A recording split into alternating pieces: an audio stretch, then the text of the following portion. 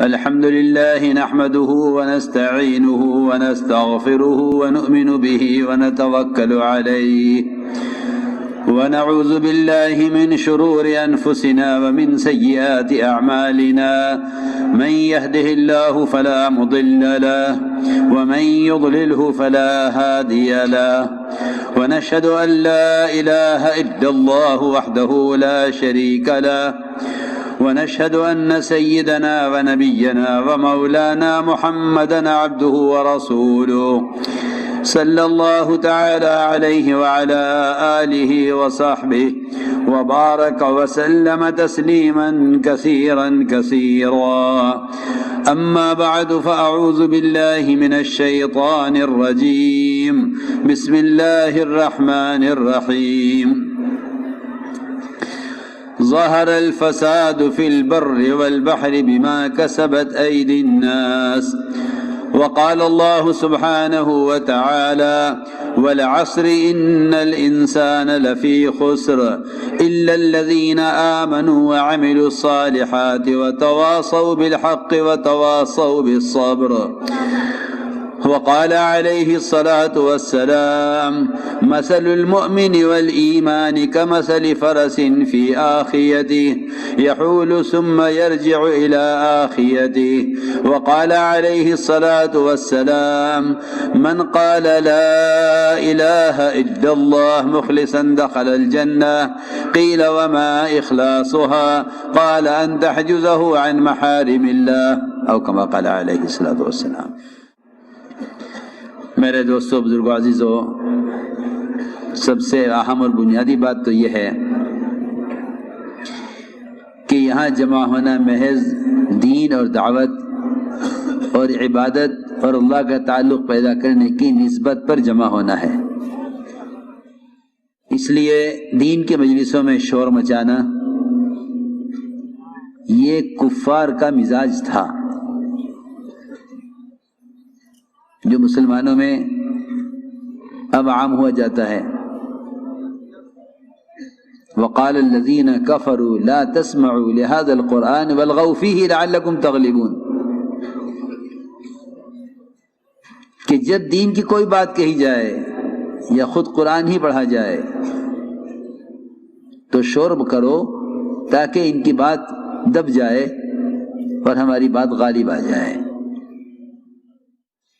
اس لیے سب سے زیادہ ڈرنے کی بات ہے بعض مرتبہ آواز کا بلند کرنا خیر کے مجلسوں میں بڑی خیر سے محروم کر دیتا ہے.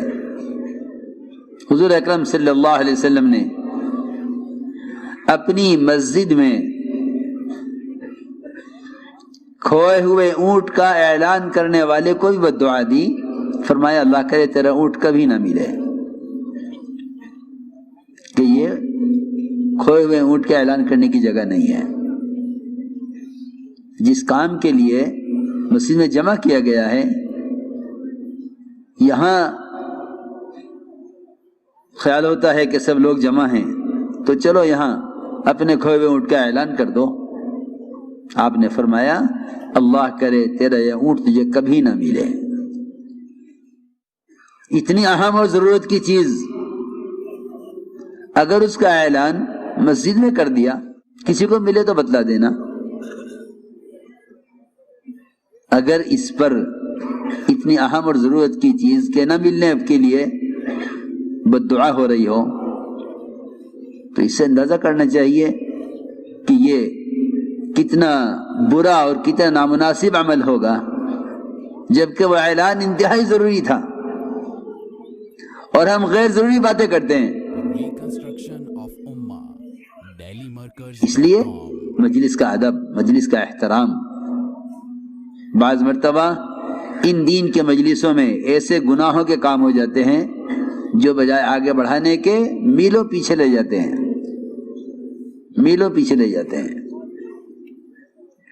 جس میں سب سے بڑی غفلت، سب سے بڑا گناہ یہ موبائل ہے، جس کو لوگ سمجھتے ہیں کہ خیر کے مجلسوں کی یادگار رہ جائے. دنیا میں بت پرستی جو آئی ہے وہ تصاویر کے راستے سے آئی ہے. دنیا بت پرستی آئی اس راستے سے ہے. ہمارا جمع ہونا اللہ کی وحدانیت کو بیان کرنے کے لیے ہے، اور ہمارا عمل یہ بتلا رہا ہے کہ ہمارا فعل، ہمارا عمل بت پرستی کی ابتدا کی طرف جا رہا ہے۔ میں کچھ ضروری بات عرض کر رہا ہوں، ہمارا جمع ہونا اللہ کی وحدانیت پر امت کو لانے کے لیے ہے، اور ہمارا عمل اس ماحول میں وہ بت پرستی کی ابتدا کے عمل کی طرف لے جا رہا ہے۔ بت پرستی شروع ہوئی ہے تصاویر سے شروع ہوئی ہے۔ اس زمانے میں لوگ اپنے مشائخ، اپنے علماء،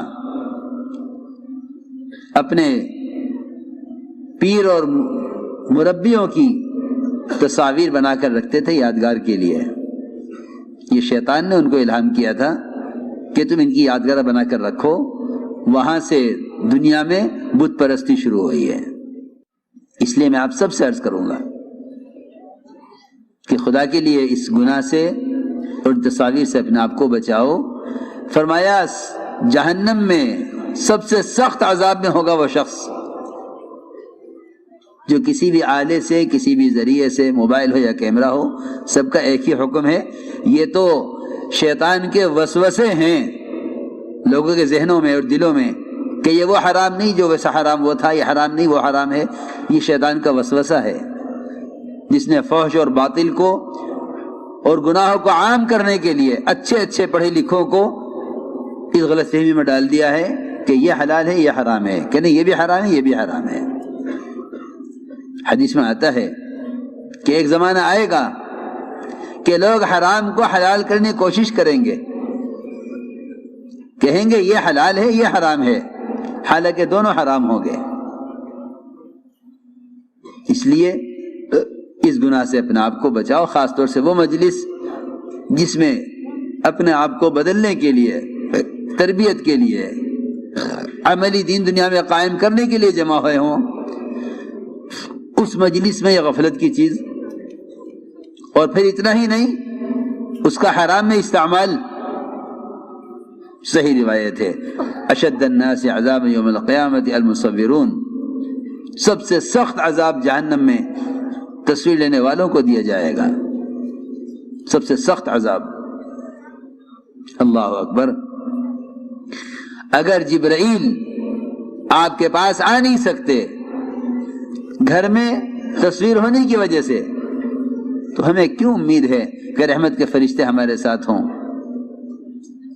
ان مجلسوں کو رحمت کے فرشتے اپنے پروس آسمان تک گھیریں، کیسے امید کی جا سکتی ہے جب جبرائیل جن کا آنا انتہائی ضروری ہے اللہ کی طرف سے پیغام پہنچانے کے لیے، وحی پہنچانے کے لیے جبرائیل کا آنا تو انتہائی ضروری چیز ہے، لیکن یہ فرمایا جبرائیل علیہ السلام نے حضور اکرم صلی اللہ علیہ وسلم سے کہ ہم اس گھر میں داخل نہیں ہوتے جس گھر میں تصویر ہوتی ہے، ہم اس گھر میں داخل نہیں ہوتے۔ میرے گھر میں تو کہیں تصویر نہیں ہے، میرے گھر میں کہاں تصویر ہے؟ کہ نہیں، آپ کے گھر میں تصویر ہے، ہم اس گھر میں داخل نہیں ہوتے، اس گھر میں تصویر ہوتی ہے۔ حضور اکرم صلی اللہ علیہ وسلم نے دیکھا گھر کے پردے پر گھوڑے کی تصویریں بنی ہوئی تھی، گھر کے پردے پر گھوڑے کی تصویر، وہ بھی انسان کی نہیں، گھوڑے کی تصویر تھی۔ جبرائیل داخل نہیں ہوئے۔ تو میں دوستو عزیزو تھوڑا سا عقل کو استعمال کرو، ذرا ہدایت اور دین کی طرف آؤ، اور یہ سوچو کہ وہ کون کون سے گناہ ہیں کام کرنے والوں کے، دینداروں کے، جو امت کو خیر کی طرف رہبری کرنے والے اور امت کو گناہوں سے بچا کر جنت کی طرف لانے والے، ان کے اپنے گناہ کیا ہیں۔ اس لیے میں عرض کر رہا کہ یہ اس زمانے میں دین کے مجلسوں میں یہ بیماری عام ہو گئی ہے، مدارس ہوں یا مکاتب ہوں یا دینی شعبے ہوں یا دعوت و تبلیغ ہو، کوئی مجلس اس خبیث اور اس حرام آلے سے خالی نہیں ہے، اور لوگ اسے کمال سمجھتے ہیں، لوگ اسے کمال سمجھتے ہیں۔ حالانکہ بعض گناہ ایسے ہوتے ہیں کہ ان سے بڑی بڑی خیروں سے آدمی محروم کر دیا جاتا ہے۔ ایک صحابی احد کے میدان میں شہید کیے گئے، ایک صحابی احد کے میدان میں شہید کیے گئے، وہاں سے ان کے جنازے کو اٹھا کر ان کے گھر پہنچایا گیا۔ حضور اکرم صلی اللہ علیہ وسلم ان کے گھر والوں کی تسلی کے لیے تشریف لے گئے۔ ان کے گھر میں جنازہ رکھا ہوا تھا۔ ان کی والدہ نے ان کے چہرے سے مٹی پہنچتے ہوئے کہا، میرے بیٹے تمہیں جنت مبارک ہو۔ اور جنتی ہونے میں کیا شک ہے، صحابی ہیں، احد کے میدان میں شہید کیے گئے۔ آپ نے فرمایا تم نے اس کو جنتی کیسے کہہ دیا؟ تم نے اس کو جنتی کیسے کہہ دیا؟ تمہیں کیا معلوم کہ اس نے اللہ کے راستے میں نکل کر کوئی لایانی بات کی ہو؟ سوچو تو صحیح، ہمارے اجتماعات یہ بالکل صحابہ کرام کے غزوات پر جمع ہونے کی مثال ہے۔ حضور اکرم صلی اللہ علیہ وسلم نے اپنی امت کو میدان میں اس لیے اتارا تھا تاکہ یہ اپنی عملی دعوت سے امت کو دین کی طرف لائیں۔ اصل مقصد یہ تھا، لیکن وہاں آپ نے یہ فرمایا شہید ہونے والے صحابی کہ ابھی شہید کے خون کا قطرہ زمین تک پہنچتا نہیں ہے کہ اس کی مغفرت کر دی جاتی ہے۔ اور آپ یہ فرما رہے ان کی والدہ سے کہ تم نے اس کو جنتی کیسے کہہ دیا؟ تمہیں کیا معلوم کہ اس نے کوئی لایانی بات کی ہو؟ اس سے اندازہ کیا جاوے کہ احد کے میدان میں شہید ہونے والے صحابی کو لایانی بات کرنے پر، یہاں اس حرام فعل کے کرنے پر بھی لوگ غافل اور مطمئن ہیں۔ اس لیے میں نے عرض کیا کہ پورے اجتماع میں اس کا خیال رکھا جائے، اور یہ کوئی کمال نہیں ہے کہ تصویریں لے کر پھیلا دی جائیں اور کہ یہ اجتماع ہوا ہے، یہ کچھ نہیں ہے۔ اجتماع ہونا اللہ تعالیٰ کی اطاعت اور اتباع سنت کی بنیاد پر ہے، اجتماع کا ہونا گناہوں کے لیے نہیں ہے۔ اس لیے اپنے آپ کو اس سے بچایا جائے۔ میرے دوستو، بزرگو، عزیزو، جتنا بھی فساد ہے دنیا میں، اس فساد کا تعلق براہ راست مومن کے بدن سے نکلنے والے اعمال سے ہے۔ اللہ نے صاف فرما دیا، ظہر الفساد فی البر والبحر بما کسبت ایدی الناس، کہ جتنا بھی فساد ہے بر و بحر میں، وہ سب کا تعلق براہ راست مومن کے بدن سے نکلنے والے اعمال سے ہے۔ نظام کائنات سے کائنات کے تغیرات کا کوئی تعلق نہیں ہے، نظام کائنات سے کائنات کے تغیرات کا کوئی تعلق نہیں ہے، بلکہ نظام کائنات کے تغیرات کا تعلق براہ راست مومن کے بدن سے نکلنے والے اعمال سے ہے۔ جو لوگ اپنے حالات کو مقدمات کے، قرضوں کے، بیماریوں کے، کاروبار کے نہ چلنے کے، مختلف قسم کی ان کے دین، ان کی شریعت میں مختلف قسم کی رکاوٹوں کے آنے کے، ان تمام حالات کو جو لوگ کائنات کے نقشوں کی طرف، یا مزید عرض کر دوں کہ جس زمانے میں مسلمان اپنے دین میں آنے والی رکاوٹوں کو حکام سے جوڑ دیں گے یا اپنے حالات کو حکام سے جوڑ دیں گے، ایسے لوگ توبہ پر اور راستے پر اور نجات کی طرف نہیں آیا کرتے ہیں۔ اللہ رب العزت حالات لاتے ہیں سمجھانے کے لیے، حالات لاتے ہیں رخ پھیرنے کے لیے، حالات لاتے ہیں رخ پھیرنے کے لیے۔ اللہ تعالیٰ کا، لوگ کہتے ہیں حالات ہیں، حالات اللہ کا فضل ہیں، حالات اللہ کا فضل ہیں، اللہ کا مومن کے ساتھ بڑا فضل ہے کہ اگر یہ کاروبار میں حرام کی طرف جائے تو اللہ رکاوٹ پیدا کرتے ہیں، اگر یہ معاشرے میں حرام کی طرف جائے اللہ رکاوٹ پیدا کرتے ہیں، اگر یہ حکومت میں اور عہدے میں اور منصب میں ظلم کی طرف جائے تو اللہ رکاوٹ پیدا کرتے ہیں۔ لیکن سب سے بنیادی بات یہ ہے کہ ان رکاوٹوں سے اللہ کی طرف آنے والے وہ لوگ ہوتے ہیں جن کے دلوں میں ایمان ہوتا ہے. جن کے دلوں میں ایمان ہوتا ہے وہ ان رکاوٹوں سے توبہ پر آ جاتے ہیں. جن کے دلوں میں ایمان نہیں ہوتا وہ ان رکاوٹوں سے سبق کوئی نہیں لیتے، بلکہ وہ ان حالات کو اپنے اسباب سے جوڑ دیتے ہیں. یہی وجہ ہے کہ لوگ جتنی پریشانیوں کی طرف جاتے ہیں وہ اتنے اسباب کی طرف جاتے ہیں، یہاں تک کہ ان کو ان کی پریشانیاں حرام اسباب کی طرف لے جاتی ہیں. ان کو ان کی پریشانیاں حرام اسباب کی طرف لے جاتی ہیں.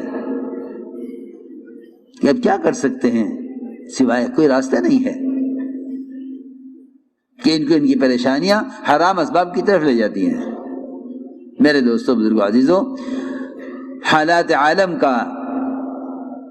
عالم کا اسباب سے، حکام سے کوئی تعلق نہیں ہے. حالات عالم کا تعلق براہ راست مومن کے عمل سے ہے. اس لیے فرمایا کہ سب سے بنیادی چیز وہ ایمان ہے، اس لیے کہ ایمان کے بغیر دل کی آنکھ نہیں کھلتی. ایمان کے بغیر دل کی آنکھ نہیں کھلتی. فرعون پر جو بھی حالات آئے اس نے اپنے ہر حال کا مقابلہ حال سے کیا، ہر حال کا مقابلہ حال سے کیا. انبیاء علیہ السلام نے آ کر یہ سمجھایا کہ تیرے حالات کا تعلق تیرے حال سے نہیں ہے، تیرے حال کا تعلق تیرے اعمال سے ہے. تو یہ سب سے بنیادی بات ہے کہ ایمان کے بغیر مومن عبرت نہیں لے سکتا. ایمان کے بغیر مومن عبرت نہیں لے سکتا. اسی لیے فرمایا کہ اللہ کو نہ جاننے والوں پر جو حالات آتے ہیں، حدیثی مثال دے کر فرمایا کہ ان کی مثال اس جانور کی طرح ہے جس کو کھول دیا جائے اور باندھ دیا جائے، اس کو نہیں معلوم کہ کیوں کھولا گیا، کیوں باندھ دیا گیا. اللہ کو نہ ماننے والے، جو اللہ کو نہیں جانتے ہیں، ان پر آنے والے حالات کی مثال بہت اچھی مثال دی ہے حدیث میں کہ ان پر آنے والے حالات کی مثال ایسی ہے جیسے جانور کو باندھ دیا جائے اور کھول دیا جائے. تو جانور نہیں جانتا کہ اسے کیوں باندھا گیا، کیوں کھول دیا گیا. اور آپ ذات جانتے ہیں کہ اگر بھینس دودھ روک لے تو اس کے بچے کو کھول کر لاتے ہیں، وہ بچہ تھن منہ لگا دیتا ہے، بھینس دودھ چھوڑ دیتی ہے، اور جب وہ دودھ دینے لگتی ہے تو بچے کو لے جا کے باندھ دیا جاتا ہے. اس بچے کو نہیں خبر کہ اسے کیوں لایا گیا تھا، کیوں لے جایا گیا. یہ مثال دے کر فرمایا حدیث میں، بلکہ فرمایا کہ مومن کی مثال اور ایمان کی مثال اس گھوڑے کی طرح ہے جس کا پیر باندھ دیا جاتا ہے کھوٹے میں اور لمبی رسی کر کے اس کو چھوڑ دیا جاتا ہے سرسبز علاقے میں. وہ اس میں کھاتا پھرتا رہتا ہے یہاں تک کہ جب اس کے پیر کو جھٹکا لگتا ہے اور رسی پوری ہوتی ہے، کیونکہ آگے حد ہے، آگے کھیت دوسرے کا ہے، اس کو اس سے آگے نہیں جانا ہے. اللہ رب العزت نے بھی اسی طرح، اللہ تعالیٰ نے حدیث میں آتا ہے کہ اللہ نے اسی طرح چراگاہیں متعین کی ہیں. مومن کی چراگاہ یہ ہے، فرمایا کہ اللہ نے حدود قائم کی ہیں. اللہ کی چراگاہیں وہ اللہ تعالیٰ کے احکام اور حدود ہیں. اللہ تعالیٰ نے حدود قائم کی ہیں کہ تمہیں یہاں سے آگے نہیں بڑھنا ہے. اس پر رسی جو تنگ ہوتی ہے، تجارت میں، زراعت میں، حکومت میں، سرمایہ داریوں کے نقشوں میں،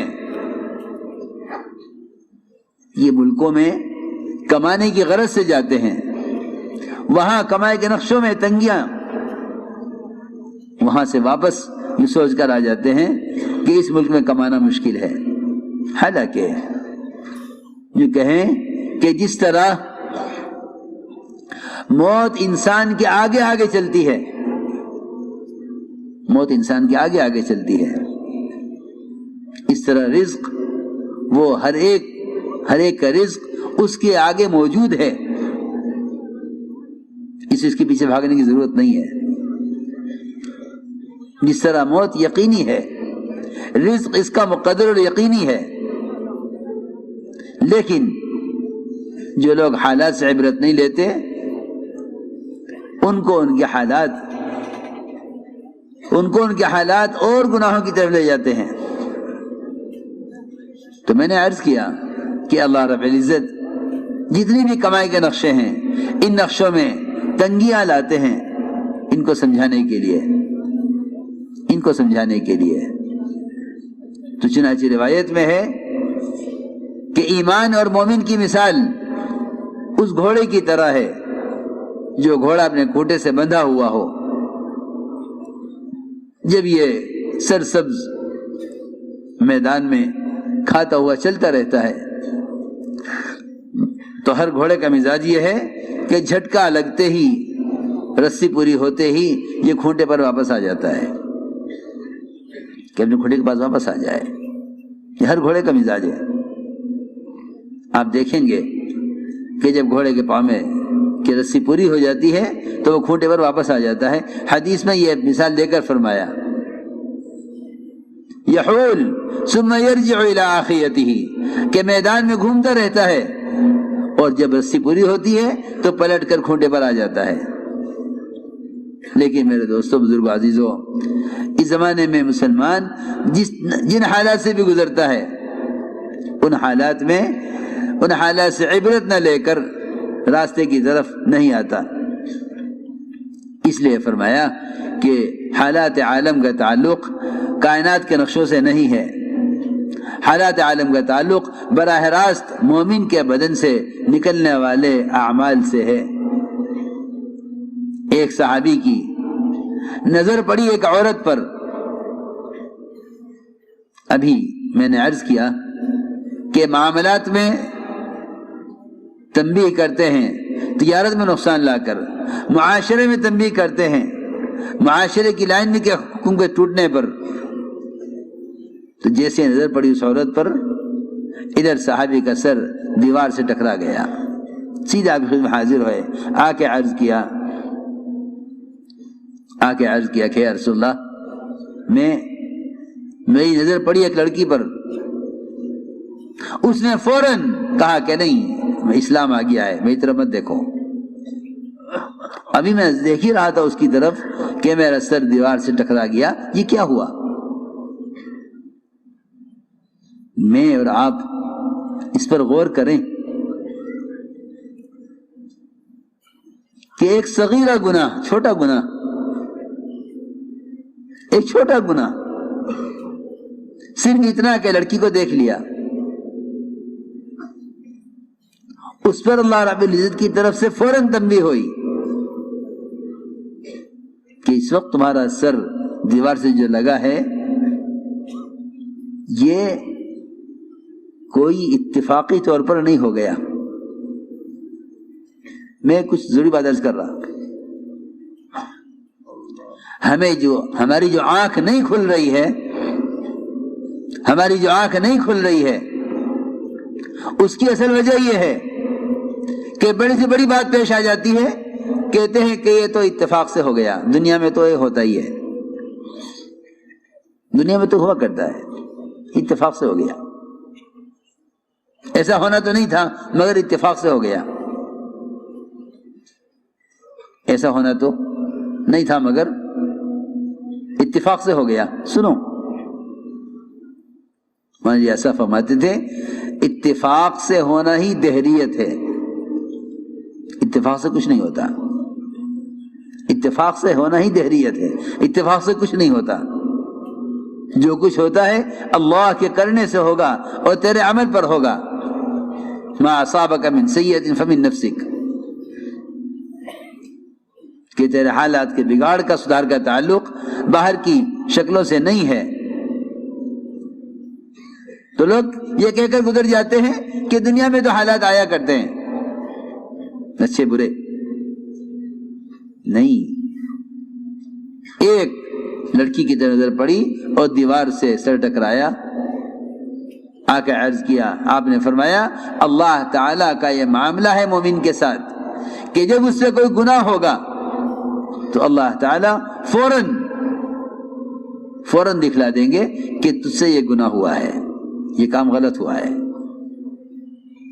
اس لیے میرے دوستو عزیزو، حالات مایوس ہونے کے لیے نہیں ہوتے، حالات مایوس ہونے کے لیے نہیں ہوتے، اور حالات گناہوں کے اسباب کی طرف جانے کے لیے نہیں ہوتے، اور حالات حکم توڑنے کے لیے نہیں ہوتے، بلکہ حالات راستے پر آنے کے لیے، تنبیہ کے لیے، حالات حکم پر آنے کے لیے ہوتے ہیں کہ تمہارے حالات تمہیں حکم پر لاویں۔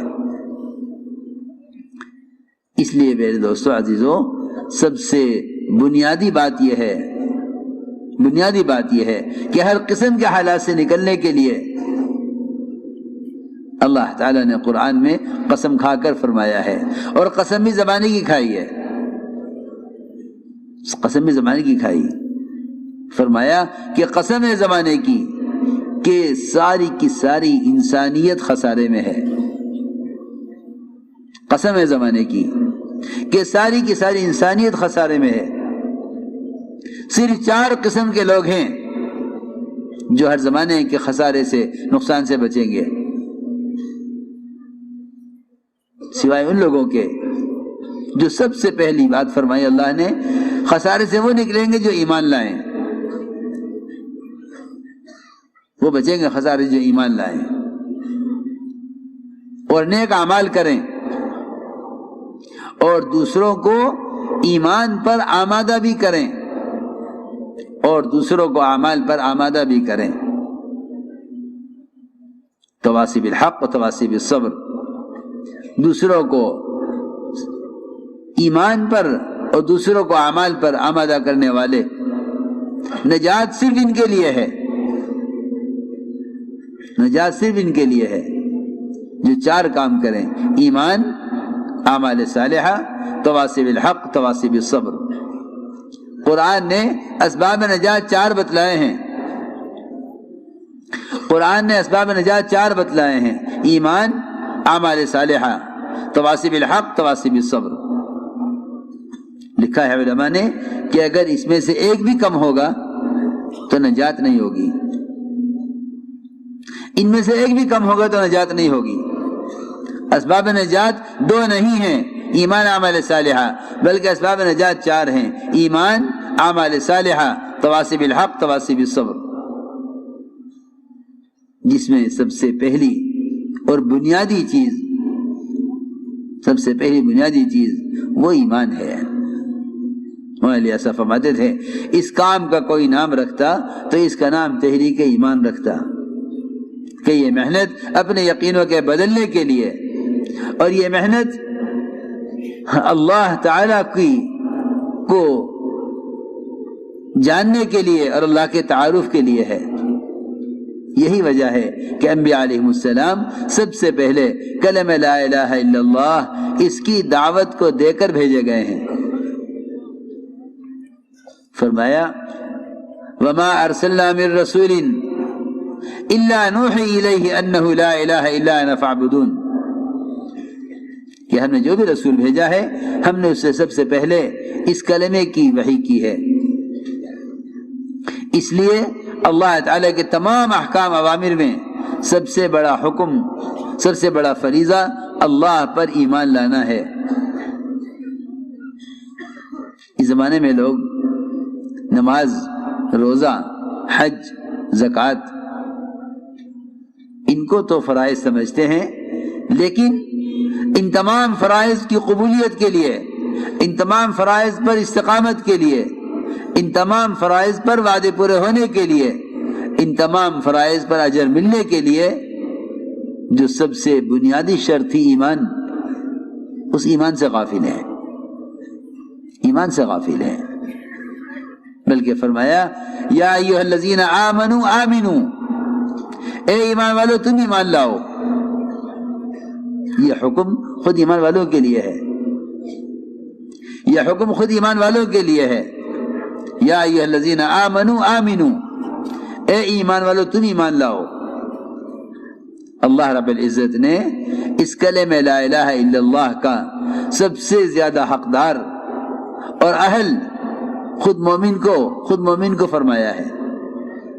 الزمہم کلمۃ التقوی وکانوا احق بها واہلها، کہ ایمان والے اس کلمہ لا الہ الا اللہ کے زیادہ اہل، زیادہ حقدار ہیں۔ اس امر سے، اس حکم سے عام طور سے لوگ غافل ہیں۔ اس لیے میرے دوستو عزیزو، سب سے پہلے ایمان سکھلایا گیا ہے، ایمان پہلے سکھلایا گیا۔ صحابہ کرام خود فرماتے ہیں ہم نے پہلے ایمان سیکھا پھر قرآن سیکھ لیا، کہ ایمان بالغیب اصل ہے۔ اس لیے محمد صلی اللہ علیہ وسلم کی لائی ہوئی تمام خبروں کو، تمام کائنات کے ظاہری نقشوں کے مقابلے میں آپ کی لائی ہوئی خبروں کو یقینی ماننا، اسی کو ایمان کہتے ہیں، اسی کو ایمان کہتے ہیں، کہ آپ جو خبر دے رہے ہیں وہ خبر یقینی ہے تمام کائنات کے تمام نقشوں کے مقابلے میں۔ اگر اس پر ایمان نہ لائے گا، اگر اس پر ایمان نہ لایا تو یہ کائنات کے حالات کے اعتبار سے، دنیا کے حالات کے اعتبار سے چلے گا، حکم کے اعتبار سے نہیں چلے گا۔ یہ چلے گا حالات کے اعتبار سے، کائنات کے اعتبار سے، حالانکہ چلنا چاہیے حکم کے اعتبار سے۔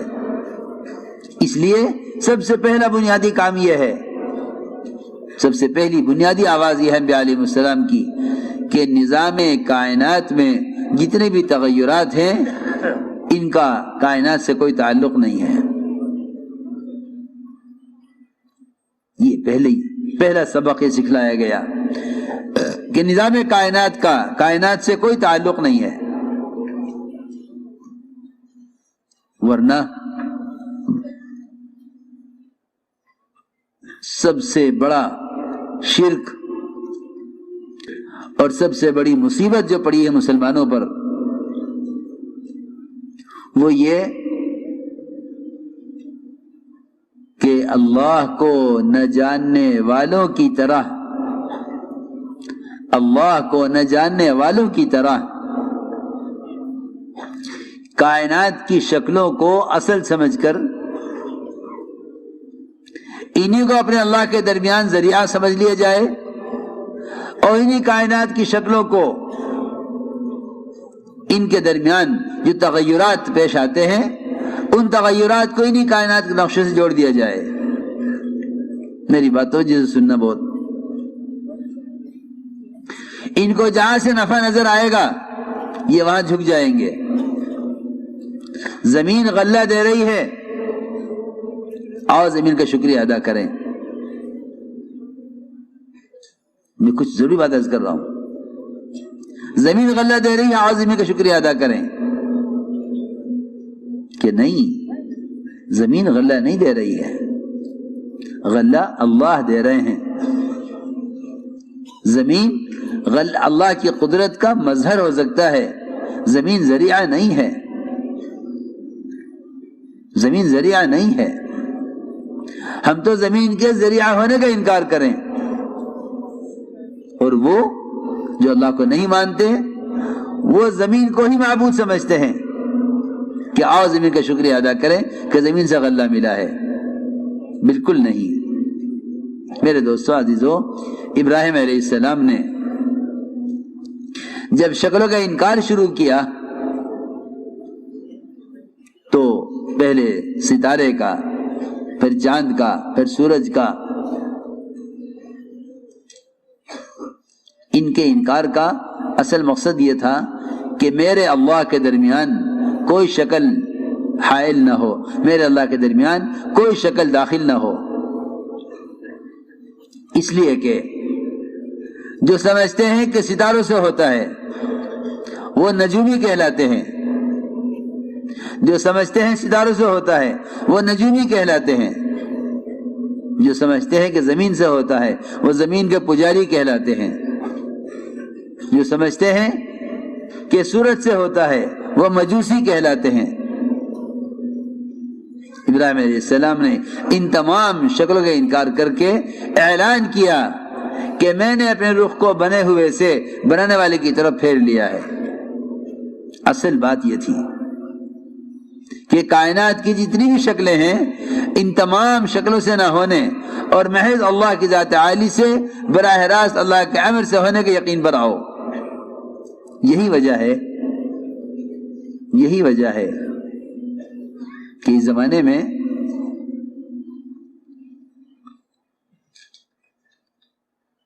ماہر موسمیات کہیں گے بارش نہیں ہوگی تو یہ کہیں گے بارش نہیں ہوگی، ماہر موسمیات کہیں گے بارش ہوگی تو یہ کہیں گے بارش ہوگی۔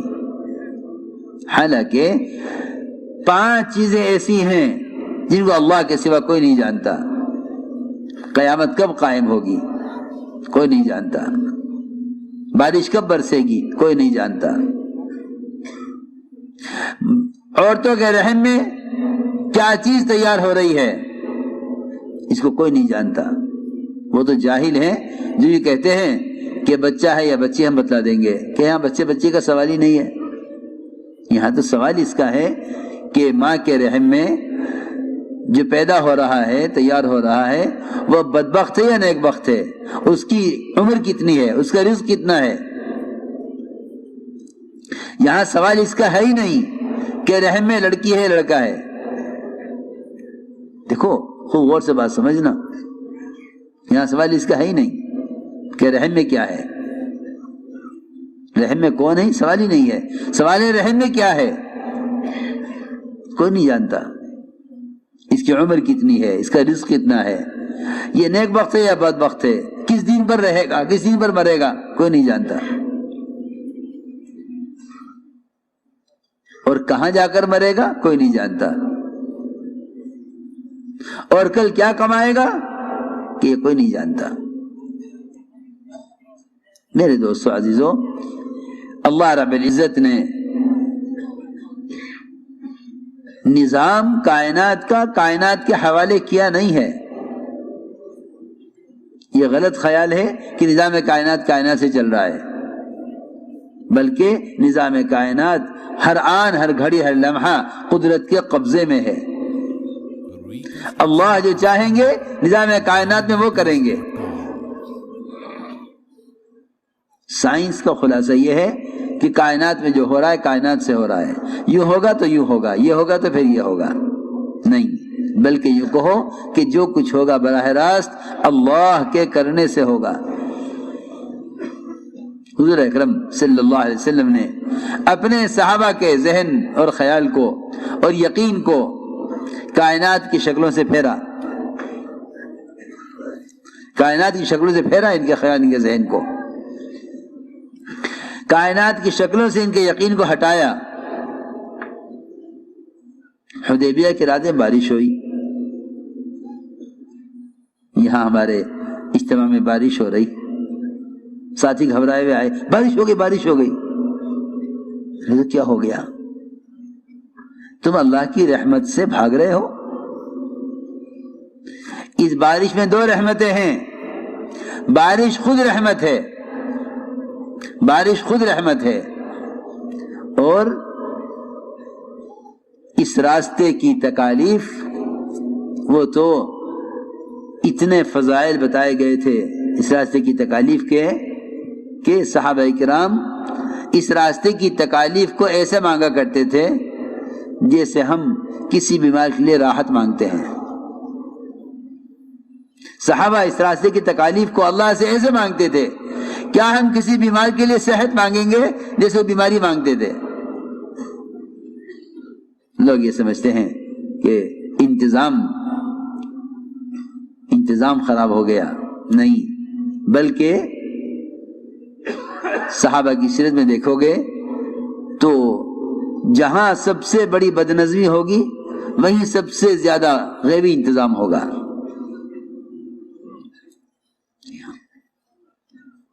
میں نے تو یہ غور کیا کہ اللہ رب العزت دیکھنا چاہتے ہیں اس مجمع کو کہ اگر میں اس کام کے کرنے والوں کو صحابہ کی تکالیف سے گزاروں تو ان کا دل کیا کہتا ہے۔ یہ شکر کرتے ہیں شکایت کرتے ہیں؟ اگر میں ان کو صحابہ کی تکالیف سے گزاروں تو یہ شکر کرتے ہیں یا